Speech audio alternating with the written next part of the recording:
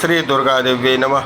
दुर्गा सप्तशती, चौथा अध्याय। इंद्रादि देवताओं का देवी की स्तुति और ध्यान।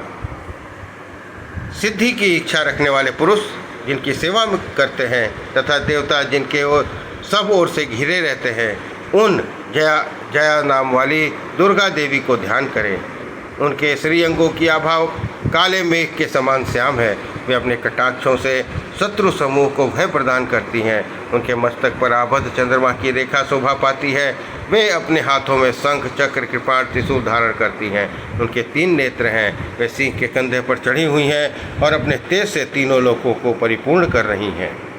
ऋषि कहते हैं, अत्यंत पराक्रमी दुरात्मा महिषासुर और उसकी दैत्य सेना के देवी के हाथ से मारे जाने पर इंद्र आदि देवता प्रणाम के लिए गर्दन और कंधे झुकाकर उन दुर्गा देवी के का उत्तम चरण वंदन द्वारा स्तवन करने लगे। उस समय उनके सुंदर अंगों में अत्यंत हर्ष के कारण रोमांच हो रहा आया था। देवता बोले, संपूर्ण देवताओं की शक्ति का समुदाय भी आपका स्वरूप है और जिन देवी ने आपकी अपनी शक्ति से संपूर्ण जगत को व्याप्त कर रखा है, उन देवताओं और महर्षियों की पूजनीया उन जगदम्बा को हम भक्तिपूर्वक नमस्कार करते हैं। वे हम लोगों की कल्याण करें, जिनका अनुपम प्रभाव और बल का वर्णन करने में भगवान शेषनाग, ब्रह्मा जी और महादेव जी भी समर्थ नहीं है। उन भगवती चंडिका संपूर्ण जगत का पालन एवं अशुभ भय का नाश करने के लिए विचार करें। जो पुण्य आत्माओं के घरों में स्वयं ही लक्ष्मी के रूप में, पापियों के यहाँ दरिद्रता के रूप में, शुद्ध अंतःकरण वाले पुरुषों के हृदय में बुद्धि के रूप में, सत्पुरुषों में श्रद्धा के रूप से तथा कुलीन समुदाय में लज्जा के रूप से निवास करती हैं, उन आप भगवती दुर्गा को हम नमस्कार करते हैं। देवी, आप संपूर्ण विश्व का पालन कीजिए। देवी, आपके इस अचिंत्य रूप का असुरों का नाश करने वाली भारी पराक्रम का तथा समस्त देवताओं और दैत्यों के समक्ष युद्ध में प्रकट किए हुए आपके अद्भुत चरित्र का हम किस प्रकार वर्णन करें। आप संपूर्ण जगत की उत्पत्ति के कारण हैं। आपके सत्वगुण, रजोगुण, तमोगुण ये तीनों गुण मौजूद हैं, तो भी दोषों के साथ आपका संसर्ग नहीं जान पड़ता। भगवान विष्णु और महादेव जी आदि देवता भी आपका पार नहीं पाते। आप ही सबका आश्रय हैं। यह समस्त जगत आपका अंशभूत है, क्योंकि आप सबकी आदिभूता, अव्याकृता, परास प्रकृति हैं। देवी, संपूर्ण यज्ञों में आपके उच्चारण से ही सब देवता तृप्ति लाभ करते हैं। आप स्वाहा आप ही हैं। इसके अतिरिक्त आप पितरों की भी तृप्ति का कारण हैं। अतएव सब लोग आपको स्वधा भी कहते हैं। देवी, जो मोक्ष की प्राप्ति का साधन है, अचिंत्य महाव्रत स्वरूपा है, समस्त दोषों से रहित, जितेंद्रिय, तत्व को ही सार वस्तु मानने वाले तथा मोक्ष की अभिलाषा रखने वाले मुनिजन जिनका अभ्यास करते हैं, वह भगवती परा विद्या आप ही हैं। आप शब्द स्वरूपा हैं। अत्यंत निर्मल ऋग्वेद, यजुर्वेद, उद्नित के मनोहर पदों के पाठ से युक्त सामवेद का भी आधार आप ही हैं। आप देवी तीनों वेद और भगवती 6 ऐश्वर्यों से युक्त है। इस विश्व की उत्पत्ति और पालन के लिए आप ही वार्ता, खेती और आजीविका के रूप में प्रकट हुई हैं। आप संपूर्ण जगत की घोर पीड़ा का नाश करने वाली हैं। देवी, जिससे समस्त शास्त्रों के सार का ज्ञान होता है, आप वह मेधा शक्ति आप ही हैं। दुर्गम भवसागर से पार उतारने वाली नौका रूप दुर्गा देवी भी आप ही हैं।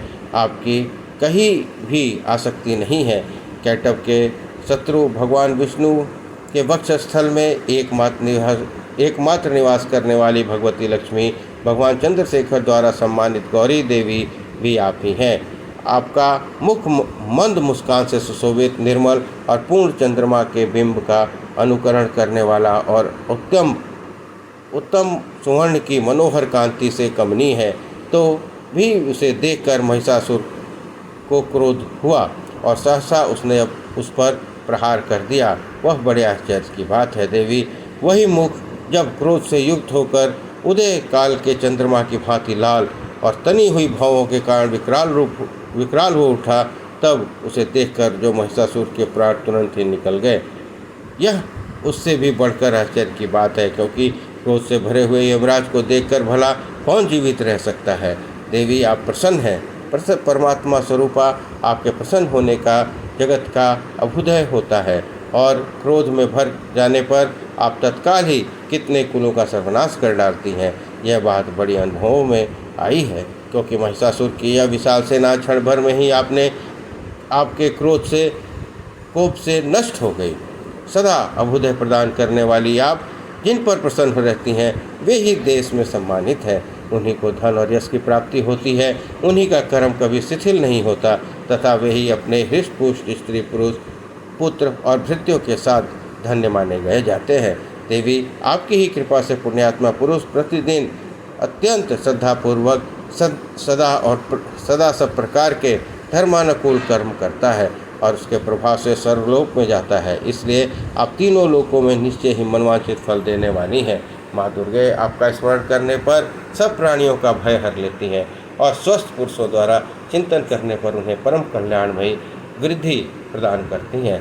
दुख दरिद्र और भय हरने वाली देवी आपके सिवा दूसरी कौन है, जिसका चित्त सबका उपकार करने के लिए सदा ही दयार्द रहता है।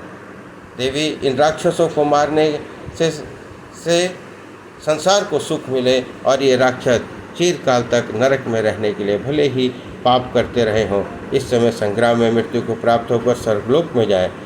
निश्चय ही यही सोचकर आप शत्रुओं का वध करती हैं। आप शत्रुओं पर शस्त्रों का प्रहार क्यों करती हैं? समस्त शस्त्रों को दृष्टिपात मात्र से ही भस्म क्यों नहीं कर देती? इसमें एक रहस्य है, जो शत्रु भी हमारे शस्त्रों से पवित्र होकर अब उस उत्तम लोक में जाएं। इस प्रकार उनके प्रति भी आपका विचार अत्यंत उत्तम रहता है। खड़ग के तेज की भयंकर दीप्ति से तथा उसके त्रिशूल के अग्रभाग की घनीभूत प्रभा से चौंधिया कर जो असुरों की आंखें फूट गई थी, उनके कारण यही था कि वे मनोहर राशियों से युक्त चंद्रमा के समान आनंद प्रदान करने वाले आपके इस सुंदर मुख का दर्शन करते थे। देवी आपका शील दुराचारियों के बुरे बर्ताव को भी दूर करने वाला है। साथ ही यह रूप ऐसा है जो कभी चिंतन में भी नहीं आ सकता और जिसकी कभी दूसरों से तुलना भी नहीं की जा सकती, तथा आपका बल और पराक्रम तो उन दैत्यों का भी नाश करने वाला है जो कभी देवताओं को पराक्रम को भी नष्ट कर चुके हैं। इस प्रकार आपने शत्रुओं पर भी अपने दया ही प्रकट की है। वरदायिनी देवी आपके इस पराक्रम की किसके साथ तुलना की सकती है, तथा शत्रुओं को भय देने वाली तथा अत्यंत मनोहर ऐसा रूप भी आपके सिवा और कहाँ है। हृदय में कृपा और युद्ध में निष्ठुरता, ये दोनों बातें तीनों लोकों के भीतर केवल आप ही देखी गई है। माता, आपने शत्रुओं का नाश करके इस समस्त त्रिलोकी की रक्षा की है। उन शत्रुओं को भी युद्ध भूमि में मारकर स्वर्गलोक में पहुँचाया है तथा उन्मत्त देवताओं से प्राप्त होने वाले हम लोगों के भय को भी दूर कर दिया है। आपको हमारा नमस्कार है। देवी, आप शूल से हमारी रक्षा करें। अंबिके, आप खड़ग से हमारी रक्षा करें। घंटी की ध्वनि और धनुष की टंकार से हम लोगों की रक्षा करें। चंडिके, पूर्व पश्चिम दक्षिण दिशा में आप हमारी रक्षा करें। ईश्वरी, अपने त्रिशूल को घुमाकर आप उत्तर दिशा में हमारी रक्षा करें। तीनों लोकों में आपको जो उत्तम सुंदर और अत्यंत भयंकर रूप विचरते हैं, उनके द्वारा भी आप हमारी तथा इस भूलोक की रक्षा करें।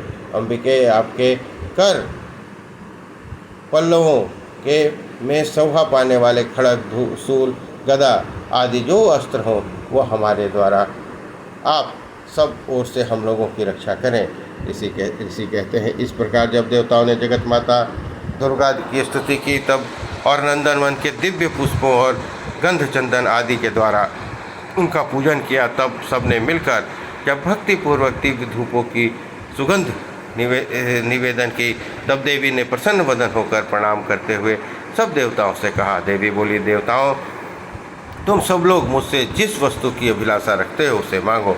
देवता बोले, भगवती ने हमारी सब इच्छा पूर्ण कर दी है, अब कुछ भी बाकी नहीं है, क्योंकि हमारा यह शत्रु महिषासुर मारा गया। महेश्वरी, इतने पर भी यदि आप हमें और वर देना चाहती हैं तो हम जब जब आपका स्मरण करें तब तब आप दर्शन देकर हम लोगों की महान संकट दूर कर दिया करें। और प्रसन्नमुखी अंबिके, जो मनुष्य आपके स्तोत्रों द्वारा आपकी स्तुति करे, उसे वित्त, समृद्धि, वैभव देने के साथ ही उसके मन, धन और स्त्री आदि संपत्ति को भी बढ़ाने के लिए आप सदा हम पर प्रसन्न रहें। ऋषि कहते हैं, राजन, देवताओं ने जब अपने तथा जगत के कल्याण के लिए भद्रकाली देवी को इस प्रकार प्रसन्न किया, तब वे तथास्तु कहकर वहीं से अंतर्ध्यान हो गई। भोपाल, इस प्रकार पूर्व काल में तीनों लोकों का हित करने वाली देवी जिस प्रकार देवताओं से शरीर से प्रकट हुई थी, वह सब कथा मैंने कहा सुनाई। अब पुनः देवताओं का उपकार करने वाली ये देवी दुष्ट दैत्यों और शुंभ निशुंभ का वध करने के लिए एवं सब लोगों की रक्षा करने के लिए गौरी देवी के शरीर में जिस प्रकार प्रकट हुई थी, वह प्रसंग मेरे मुँह से सुनो। मैं उसका तुमसे यथावत वर्णन करता हूँ। इस प्रकार श्री मार्कंडेय पुराण में सार्वणिक मनवंतर की कथा के अंतर्गत देवी महात्म्य में शुक्रादि स्तुति नामक चौथा अध्याय पूर्ण हुआ। बोलिए दुर्गा महारानी की जय।